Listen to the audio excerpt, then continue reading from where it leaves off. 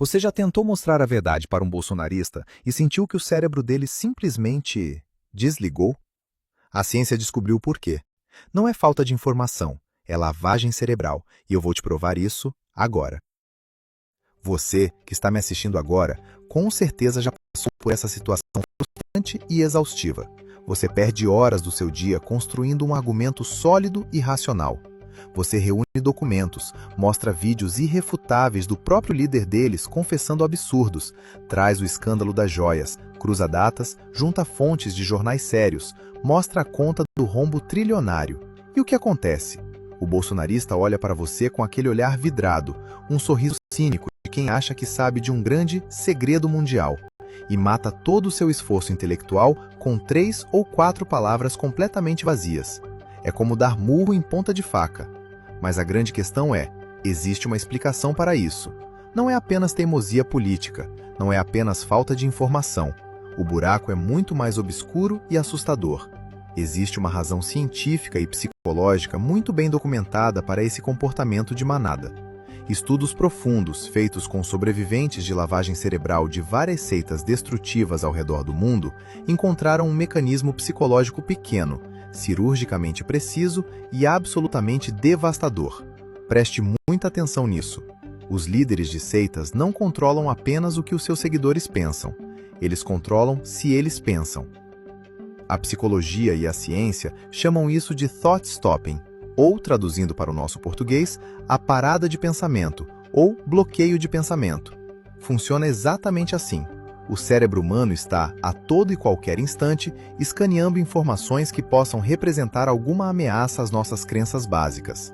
A mente de uma pessoa radicalizada entra em colapso se ela tiver que admitir que foi enganada. É a dor profunda de perceber que dedicou anos de vida, brigou com a família, perdeu amizades de infância e arriscou tudo por causa de um engodo, de uma mentira. Para evitar que o seguidor sinta essa dor insuportável e seja despertado por um argumento lógico que você apresenta, o líder da seita pré-carrega uma resposta pronta dentro da cabeça dele. É como instalar um software de defesa. No exato momento em que o pensamento ameaçador aparece para o seguidor, como uma prova incontestável de corrupção da família Bolsonaro, o cérebro dele dispara esse gatilho, como se fosse um disjuntor de energia, e desliga o pensamento crítico por completo. É um bloqueio cognitivo 100% automático. Jair Bolsonaro e seus arquitetos do caos fizeram exatamente o mesmo que todo líder de seita de manual faz. A arma deles? A repetição doentia. Ele repetiu as mesmas frases, os mesmos jargões todos os dias, durante anos a fio, sempre ancoradas nos sentimentos humanos mais primitivos e fáceis de manipular, o medo e a raiva. E os grupos de WhatsApp e Telegram funcionaram e ainda funcionam como o templo, a igreja desse culto diário. Ele repetiu esse bombardeio até que o cérebro do seu gado passasse a executar a defesa sozinho, sem nenhum esforço analítico, sem consciência, sem precisar gastar um neurônio para pensar. Quando eles gritam para você, e o Lula? E o PT? Isso é tudo fake news da mídia. É o comunismo. Entenda de uma vez por todas. Não é porque eles pararam, estudaram e formaram uma convicção lógica sobre o assunto. É porque o bolsonarismo pré-carregou essas frases como um escudo antivírus na mente deles. Antes mesmo de o seu argumento racional e cheio de provas chegar, o cérebro deles bloqueia a informação, porque eles sequer percebem o que está acontecendo. E o mais assustador, o nível mais profundo da dissonância cognitiva, é que um bolsonarista realmente, genuinamente, acredita que está pensando por conta própria e sendo livre. Essa dissonância cognitiva atinge de forma certeira perfis conservadores e autoritários, facilitando imensamente essa programação mental. Mas aqui está o ponto central, a chave da questão que a maioria dos analistas políticos de TV ignora. O bolsonarismo não criou do zero pessoas violentas, ignorantes, racistas e preconceituosas. O que ele fez foi infinitamente pior e mais letal.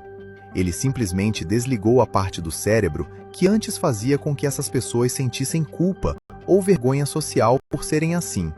Aquele tio que antes guardava seus preconceitos no armário da sala por vergonha da sociedade, de repente ganhou um presidente da República que dizia as mesmas atrocidades em rede nacional. Ele deu permissão institucional para o ódio.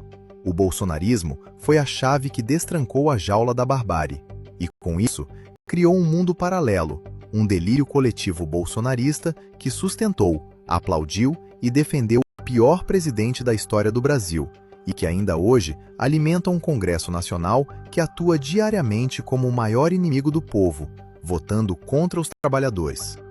E não seja ingênuo de pensar que essa tática de manipulação barata se resume aos guetos do WhatsApp e do Telegram da extrema-direita. A grande imprensa tradicional, principalmente jornais como o Estadão e seus editoriais patéticos, usa exatamente a mesma estratégia de repetição e manipulação contra o Supremo Tribunal Federal. Eles tentam criar uma falsa equivalência inaceitável. Eles disparam matérias tendenciosas, manchetes covardemente enviesadas e vazamentos seletivos, focados de forma implacável no ministro Alexandre de Moraes. Tentam pintar o juiz que aplicou a lei como um tirano, enquanto passam pano para quem planejou e financiou um golpe de Estado no dia 8 de janeiro. Logo ele, Alexandre de Moraes, que demonstrou uma coragem inabalável, uma firmeza histórica, imparcialidade e bravura, agindo sempre e estritamente ancorado no rigor da lei e da Constituição. Foi a caneta de Moraes e a postura do STF que formaram a barreira de escudos que salvou a nossa jovem, porém forte democracia das garras e dos dentes do golpismo fascista. E é exatamente por não ter se curvado à seita, por ter peitado os líderes desse culto, que ele hoje é o alvo principal da máquina de destruição de reputações, financiada tanto pela extrema-direita quanto por essa mídia covarde e conivente. Nós precisamos, mais do que nunca, continuar furando essa bolha. Precisamos expor esse método covarde de manipulação em massa para que a história não se repita. Deixe aqui nos comentários a sua experiência real. Como foi a última vez que você tentou questionar um bolsonarista apresentando fatos? Quais foram as respostas automáticas, os robôs que você ouviu em forma de gente? Eu gostaria muito de saber e vou ler os relatos de vocês. Não saia deste vídeo sem se inscrever no canal e deixar o seu like. Isso é fundamental para vencermos o algoritmo. E, acima de tudo, apoie e fortaleça os canais progressistas que estão na linha de frente dessa guerra de narrativas. Acompanhe o Portal do José, o blog da Cidadania, o canal do Tiago dos Reis, o Desmascarando e o canal do Rony Telles. Vamos formar uma corrente de informação verdadeira, baseada em ciência e fatos, para evitar a todo e qualquer custo a volta da extrema-direita ao poder. Conto com vocês. E lembre-se sempre, a pesquisa liberta.